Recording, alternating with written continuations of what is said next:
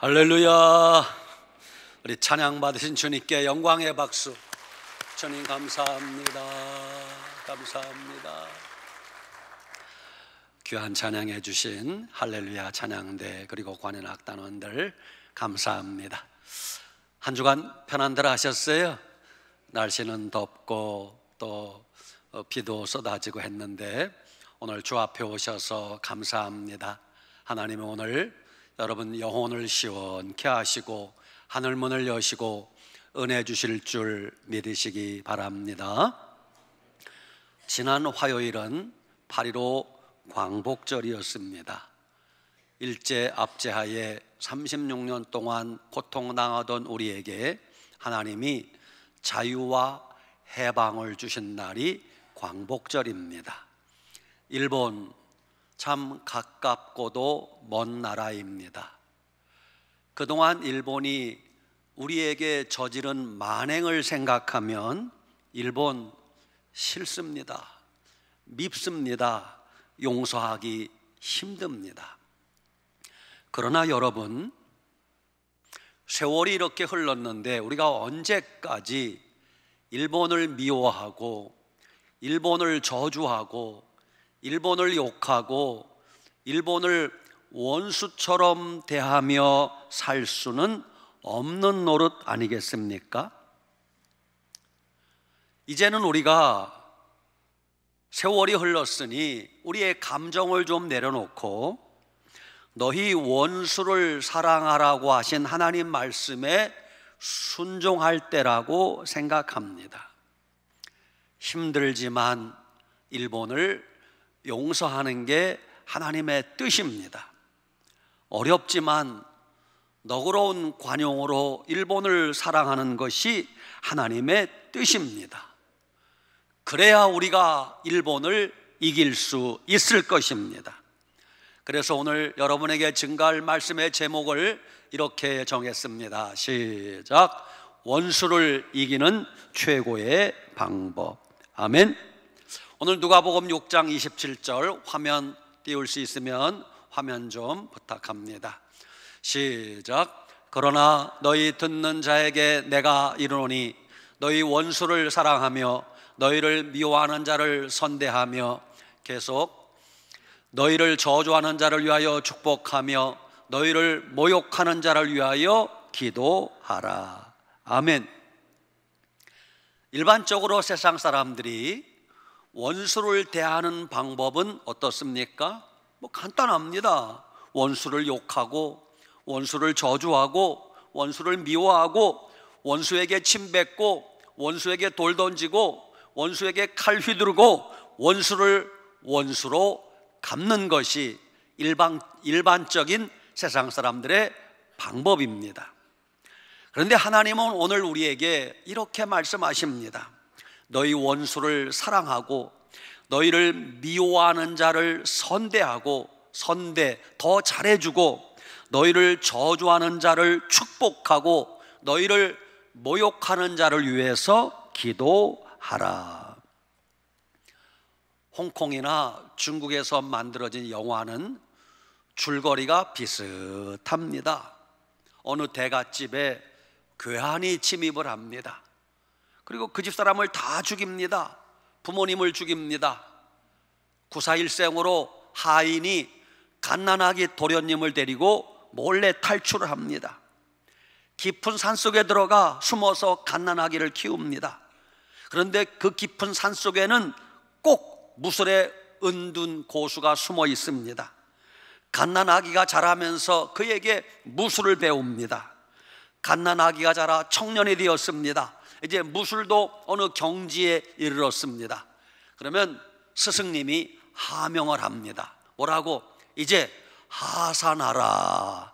가서 내 부모의 원수를 갚으라. 아주 뻔한 홍콩 영화, 중국 영화의 줄거리입니다. 그러나 여러분, 그것은 흥행을 위해서 만든 영화일 뿐입니다. 그것이 성경적인 하나님의 방법이라고 생각하면 큰 오산입니다. 오늘 하나님께서 원수를 갚는, 원수를 이기는 성경적인 방법을 4가지로 말씀하셨어요. 우리 한번 아멘 합시다. 원수를 사랑하라, 원수를 선대하라, 원수를 축복하라, 원수를 위해 더 많이 기도하라. 물론 여러분과 제가 이 말씀대로 순종하는 게 쉽지 않다는 거 저도 잘 알고 있습니다. 그것이 원수를 사랑하는 것이 단지 이론이라면 쉽습니다. 그런데 실제는 어렵습니다. 말하기는 쉬운데 실천하기는 어렵습니다. 원수를 사랑하라, 남의 얘기라면 쉬운데 내 얘기라면 어렵습니다. 그런데 성경은 단호하게 분명히 말씀하십니다. 너희 원수를 사랑하라, 너희를 미워하는 자를 선대하라, 너희를 저주하는 자를 축복하라, 너희를 모욕하는 자를 기도하라. 로마서 12장 14절, 너희를 박해하는 자를 축복하라, 축복하고 저주하지 말라 그랬어요. 로마서 12장 21절, 악에게 지지 말고 선으로 악을 이기라 그러셨어요. 베드로전서 3장 9절, 악을 악으로, 욕을 욕으로 갚지 말고 도리어 복을 빌라 그러셨어요. 저는 요즘 이 말씀을 준비하면서 이렇게 살려고 몸부림치고 애를 써봅니다. 운전을 하든 길을 걸어가면서 누구를 만나든 무엇을 보든, 교회당 건물을 보든 자동차를 만나든 어떤 사람을 만나든, 운전하다가 어떤 교회가 보이면 주님, 저 교회를 축복해 주세요, 저 교회도 잘 되게 하시고 저 교회도 부흥케 해주세요, 마음속으로 그렇게 기도합니다. 지나가다가 저거 내가 아는 사람 자동차 같은데, 그러면 축복합니다. 하나님, 저 차 운전자를 축복해 주시고 잘 되게 하시고 예수님 잘 믿게 해주세요.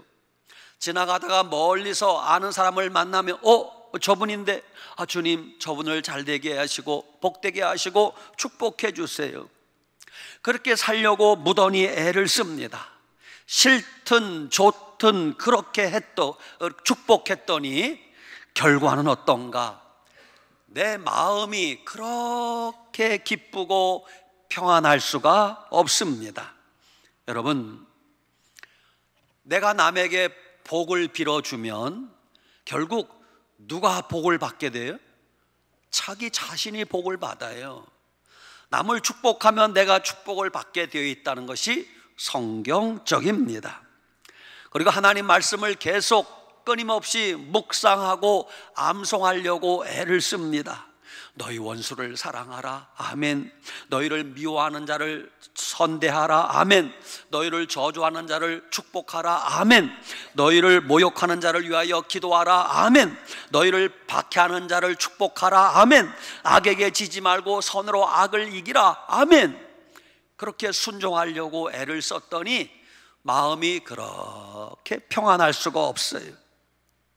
그런데 너희 원수를 사랑하라고 주님이 말씀하실 때 우리가 하나님께 질문하고 싶을 거예요. 하나님, 아니 왜 원수를 사랑하라고 하세요? 하나님 원수가 그렇게 좋아요? 원수가 그렇게 이쁜가요? 라고 질문하고 싶을 거예요. 그런데 하나님이 우리에게 원수를 사랑하라고 말씀하신 이유가 있어요. 중요한 이유가. 그게 뭔 줄 아십니까? 여러분이 마음속으로든 입으로든 원수를 미워하면 그 원수가 빨리 죽습니까?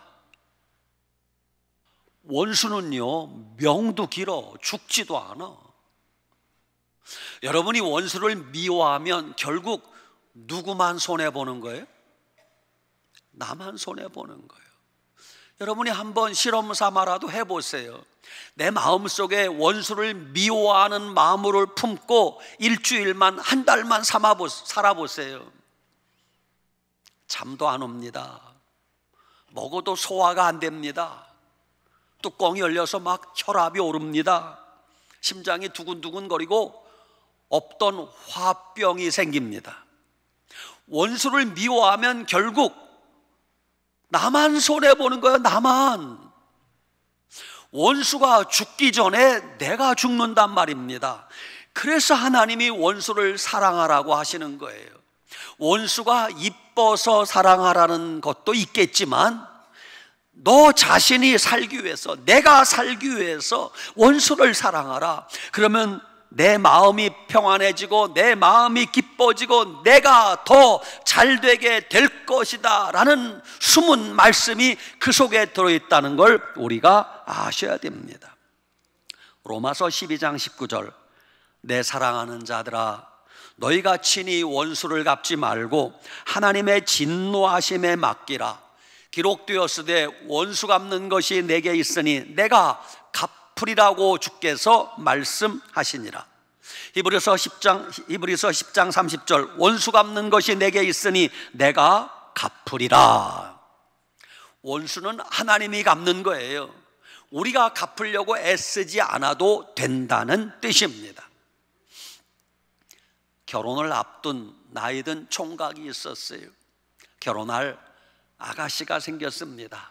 한참을 사귀다가 드디어 부모님을 찾아뵙고 할아버지를 찾아뵙고 결혼 승낙 받으려고 먼저 할아버지를 뵈러 갔어요. 할아버지가 손자가 온다니까 얼마나 기뻐했겠습니까? 그래, 아이고 네가 왔구나. 그래, 이 아가씨 누구냐? 이 할아버지 저하고 결혼할 사람이에요. 그래, 여기 앉아라. 이제 할아버지와 차를 마주하고 차를 마시며 오손도손 정담을 나눕니다. 할아버지가 아가씨에게 묻습니다. 이름이 뭔고? 예, 아무개입니다. 부모님은 예, 이렇게 함자가 이렇게 되십니다. 고향은 어딘고? 예, 어딥니다. 학렬은 어떻게 되는고? 예, 이렇게 됩니다. 대답했더니 할아버지 안색이 조금 어두워지는 것 같아요. 그러다가 할아버지가 한참 골똘히 뭔가를 생각하더니 할아버지가 무겁게 입을 열었습니다. 손자에게 말합니다. 이 결혼 절대 허락 못한다. 손자가 깜짝 놀랐어요. 왜요, 할아버지? 미안하지만 이 아가씨 집안과 우리 집안은 300년 전에 서로 원수 집안이다. 몇 년 전에? 300년 전에. 우리가 웃지만 우리도 그렇게 살고 있지 않아요? 300년 전 원수인데, 78년 전에 원수인데 우리가 그렇게 살고 있지 않아요? 우리가 입으로는 사랑 사랑 외치지만 저부터도 그렇게 살지 못하는 부끄러운 제 모습을 고백하지 않을 수 없습니다. 우리가 잘 아는 사랑장이라고 하는 고린도전서 13장 1절에서 3절까지 이렇게 말씀하십니다. 내가 사람의 방언과 천사의 말을 할지라도, 여러분이 방언의 은사를 받아서 유창한 방언 기도를 하고 천사의 말, 얼마나 멋들어진 말을 할지라도 사랑이 없으면 소리나는 구리와 울리는 꽹과리가 되고, 내가 예언하는 능력이 있어 모든 비밀과 모든 지식을 알고, 내가 하나님께 예언의 은사를 받아서 척보면 다 알아. 모든 지식과 비밀을 다 알아. 또 내가 산을 옮길 만한 믿음이 있을지라도, 산을 옮길 만한 믿음이 있을지라도 사랑이 없으면 내가 아무것도 아니요. 내가 내게 있는 것으로 구제하고 다 퍼줘서 다 구제하고 또 내 몸을 불사르게 내줄지라도, 희생하는 거요, 불사르게 내줄지라도 사랑이 없으면 아무 유익이 없느니라 그랬어. 사랑이 없으면 능력도 믿음도 은사도 다 가짜란 얘기예요. 지금은 독일이 동서독이 통일되었습니다. 독일이 통일되기 이전 공산주의 동독과 민주주의 서독의 어느 시골 마을, 작은 국경선 철조망으로 가로놓여진 시골 마을에서 있었던 실화입니다. 공산주의 동독은 가난했습니다. 못 살았습니다. 서독은 잘 살았습니다. 윤택했습니다. 어느 날 밤 공산주의 치하의 동독 사람들이 트럭 한가득 뭔가를 싣고 밤에 몰래 국경선을 넘어가서 서독 땅에 부려놓고 도망을 왔어요. 그 다음 날 날이 밝았습니다. 서독 사람들이 눈을 떠보니 에구머니나 그냥 트럭 한가득 쓰레기 더미를 싣고 와서 뭐 음식물 쓰레기, 폐기물 덩어리 이런 걸 싣고 와서 서독 땅에 버려놓고 동독 사람이 도망을 간 거예요. 기분 나빠요, 안 나빠요? 기분 나쁘죠. 여러분 어떻게 하면 돼요? 뭐 서독에는 쓰레기가 없습니까? 서독 사람들이 보답을 했어요. 어떻게? 그날 밤에 서독에서도 뭔가를 한 트럭 실어서 밤에 몰래 국경선을 넘어 동독으로 넘어가서 그 한 트럭 부어놓고 도망을 왔어요.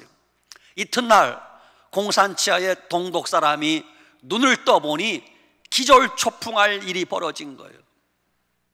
자기들은 서독에 쓰레기 폐기덩어리, 음식물 쓰레기 뭐 이런 폐기물을 한 트럭 갖다 부어놓고 왔는데 서독 사람들은 동독에다가 트럭 한가득 통조림, 과일, 야채, 음식물, 아주 신선한 음식물들을, 먹을거리를 한 트럭 실어놓고 부어놓고 온 거예요. 공산치하의 동독이 부끄러웠겠어요? 안 부러웠겠어요? 얼마나 부끄러웠겠어요? 우리는 쓰레기를 갖다 주었는데 저들은 우리에게 신선한 먹을거리를 갖다 주다니 누가 이기겠어요? 여러분 그 힘으로 동독과 서독이 결국 통일된 것을 알아야 됩니다. 사울 왕은 일평생 다윗을 죽이려고 쫓아다녔어요. 그런데 다윗은 단 한 번도 그 사울을 죽이려고 하지도 않고 대들지도 않고 도망만 다녔어요. 하나님은 누구 편이었어요? 다윗 편이었어요. 요셉의 형들은 요셉을 자기 동생을 죽이려고 했습니다. 애굽의 종으로 팔아먹었습니다. 동생 요셉의 입장에서 얼마나 형들이 야속하고 원망스러웠겠어요. 그런데 성경을 보면 요셉이 단 한 번도 형들을 원망했다, 미워했다, 증오했다 말이 없어요. 요셉은 오로지 하나님만 의지했어요. 하나님은 누구 편이었어요? 요셉 편이었습니다. 여러분 혹시 요즘 여러분 마음속에 아유 저 인간은 나하고 원수야 이런 사람 없어요? 원수는 없을지라도 혹시 우리 마음속에 미운 사람 없나요? 괜히 싫은 사람 없나요? 괜히 기분 나쁜 사람 없나요? 그런 사람 잘 들으세요. 주님이 그런 사람이 내 마음속에 생각나거든 이렇게 하라고 말씀하십니다. 여러분이 그렇게 하고 싶으면 한번 아멘 합시다. 미운 사람이 있으면 더 사랑해 주거라. 아멘이 영 마음에 안 들어. 싫은 사람이 있으면 더 축복해 주거라. 기분 나쁜 사람이 있으면 더 기도해 주거라. 나를 화나게 하는 사람이 있으면 떡 하나 더 갖다 주어라. 그러면 결국 복은 누가 받게 된다는 거예요? 나 자신이 받게 된다고 하나님이 말씀하고 계십니다. 그런데 우리가 너희 원수를 사랑하라고 할 때 실천하려고 하면 부닥치는 어려운 문제가 또 한 가지 있어요. 여러분 멀리 있는 원수가 문제예요? 가까운 데 있는 원수가 문제예요? 알긴 잘 알아. 멀리 있는 원수는 눈에 안 보이니까 신경 안 써도 돼. 여러분 눈에 자주 보이는 원수가 이게 우리 마음을 힘들게 하는 거예요. 또 하나 물어봅시다. 집 바깥에 있는 원수가 문제예요? 집 안에 있는 왼수가 문제예요? 아유 잘 아시네. 집 밖의 왼수는요 나 몰라라 하면 그만이요. 근데 집 안에서 눈만 뜨면 쳐다보이는 그 왼수가 우리를 힘들게 하는 거예요. 그러나 여러분 가까운 데 있는 왼수도 집 안에 있는 왼수도 사랑할 수 있어요. 어떻게? 내 힘으로는 안 되지만 예수님의 십자가 사랑이면 사랑하지 못할 게 뭐가 있겠습니까? 어느 한 많은 세월을 살았던 여집사님의 간증이에요. 여집사님은 하나님의 은혜로 예수님을 믿게 되었어요. 근데 남편이 예수님을 안 믿어. 술만 취하면 아내를 들들 볶습니다. 어느 날 밤입니다. 아내가 자녀들과 함께 곤히 잠을 자는데 늦은 밤 남편이 술에 취해 들어와서 잠자는 아내를 발로 툭툭 차며 깨웁니다. 야, 이 니은아 일어나. 아내가 잠자다 말고 눈을 떠보니 아이고, 남편이 눈이 벌겋게 충혈되어서 술이 취해서 째려보는데 손에는 도끼가 들려있는 거예요. 여러분, 이거 실화예요. 남편이 소리를 지릅니다. 야, 이 니은아, 교회를 택할래? 나를 택할래? 목사를 택할래? 나를 택할래? 야, 이게 꼭 마귀가 틈타면요 목사를 걸고 넘어지는 거예요. 아내가 대답을 합니다. 여보, 나는 교회도 택하고 당신도 택해요. 누구도 버릴 수 없어요. 그 순간 남편이 험한 욕을 합니다. XX 하더니 손에 있는 도끼로 아내의 두 다리를 탁탁 찍었어요. 아이들이 놀래서 잠을 깼습니다. 피바다가 되었어요. 아이들이 급히 교회 목사님한테 전화를 걸었습니다.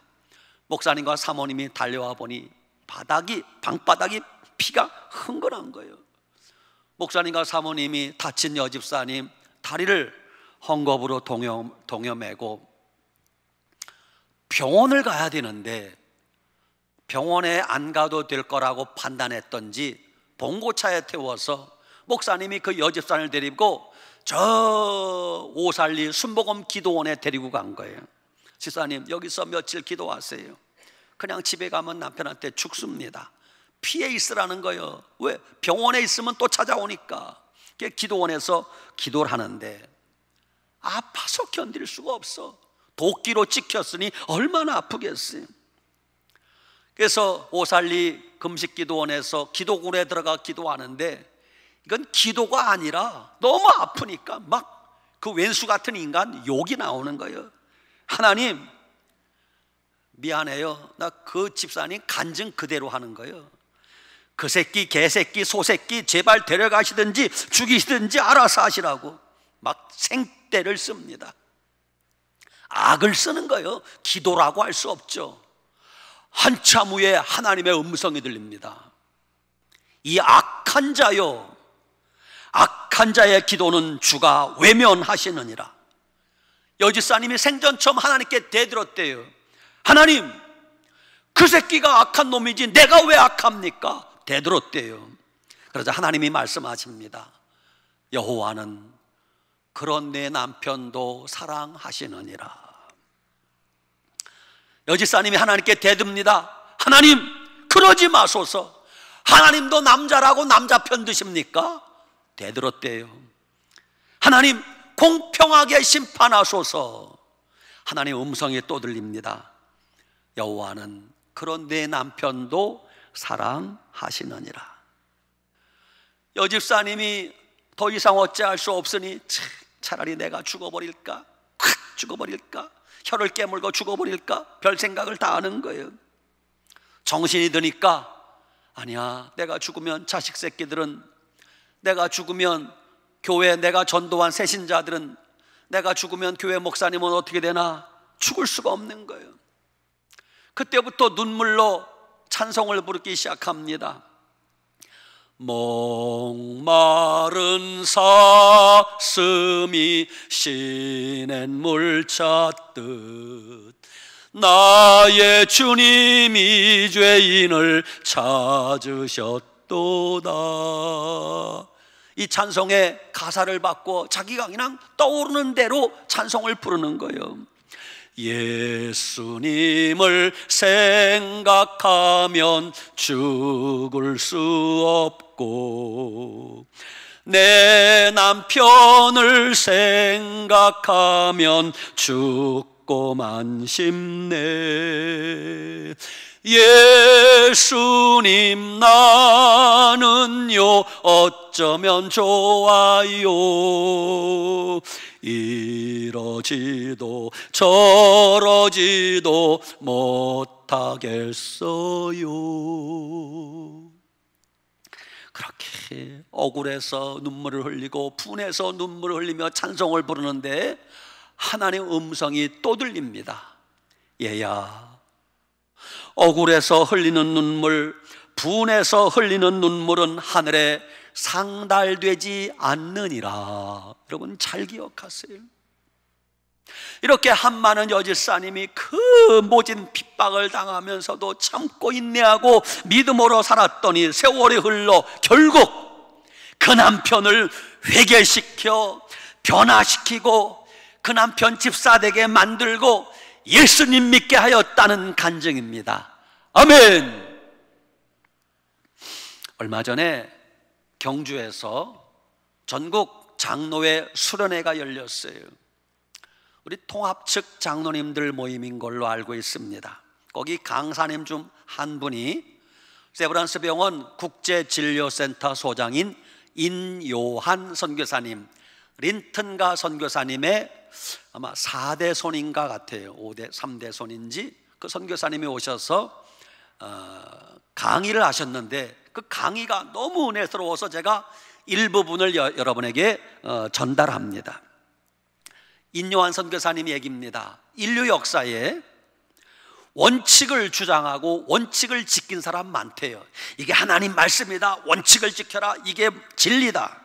그러나 원칙을 주장하고 원칙을 지키면서 사랑을 실천한 사람은 예수님 제자 이후 손양원 목사님 한 사람뿐이래요. 충격적인 얘기예요. 손양원 목사님은 자기의 두 아들 동인이와 동신이 두 아들을 죽인 공산당 청년을, 사형 선고받은 그 청년을 구명운동에서 살려내서 자기 집에 데리고 와서 양아들을 삼았어요. 여러분, 이건 남의 얘기니까 우리가 은혜를 받지, 내 얘기라면 상황이 달라집니다. 내 아들을 죽인 왼수 같은 놈을 내 집에 들여다가 밥 해주고 빨래 해주고 잠재워주고 교육시키고 아들 삼을 수 있습니까? 손양원 목사님은 실제 그렇게 했어요. 손양원 목사님이 두 아들 장례식에 9가지 감사 기도를 하는데 그 중에 하나예요. 하나님, 나 같은 죄인의 혈통에서 순교의 자식이 나오게 하시니 감사합니다. 하나님, 3남 3녀 중에 가장 아름다운 두 아들 장남과 차남이 순교의 제물됨을 감사합니다. 하나님, 한 아들이 순교자 되어도 감사하거늘 두 아들이 순교자됨을 감사합니다. 예수님 믿다가 누워서 죽는 것도 축복이거늘 하물며 전도하다가 총살당해 순교함을 감사합니다. 미국 유학 가려고 준비하던 두 아들 미국보다 더 좋은 천국 가게 하시니 감사합니다. 하나님, 내 아들을 죽인 원수를 회개시켜 양아들을 삼고자 하는 마음 주시니 감사합니다. 그러면서 인요한 선교사님 강의 말미에 이렇게 결론을 짓습니다. 한국교회의 희망은 손양원 목사님의 그 사랑을 회복하는 데 있습니다. 여러분, 한국교회 뭐가 문제입니까? 프로그램이 부족합니까? 건물이 옛날 건물이라서 문제입니까? 사람이 모자랍니까? 아니에요. 손양원 목사님의 그 순수한 예수님의 십자가 사랑을 실천하는 그 사랑 회복에 있다고 우리는 분명히 알아야 됩니다. 사랑하는 여러분, 사랑밖엔 다른 방법이 없습니다. 사랑밖에 다른 길이 없습니다. 원수를 사랑하는 것이 하나님의 방법입니다.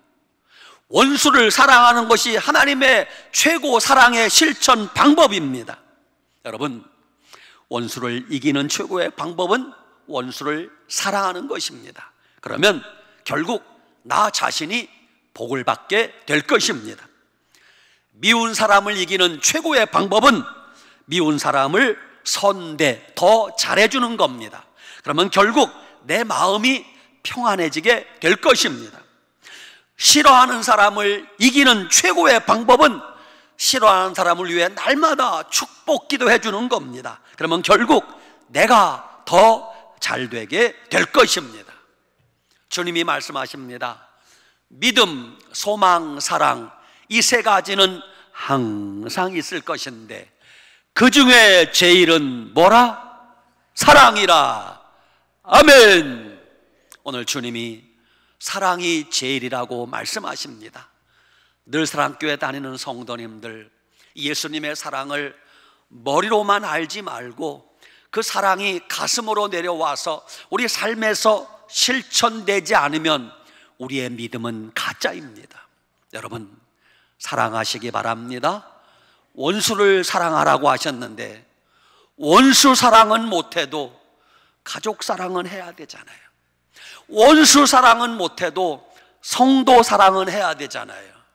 원수 사랑은 못해도 이웃 사랑은 해야 되잖아요. 오늘 말씀을 가슴에 새기고 원수까지도 사랑하며 살아가는 믿음의 사람 되시기를 축복합니다. 아멘. 기도하겠습니다. 하나님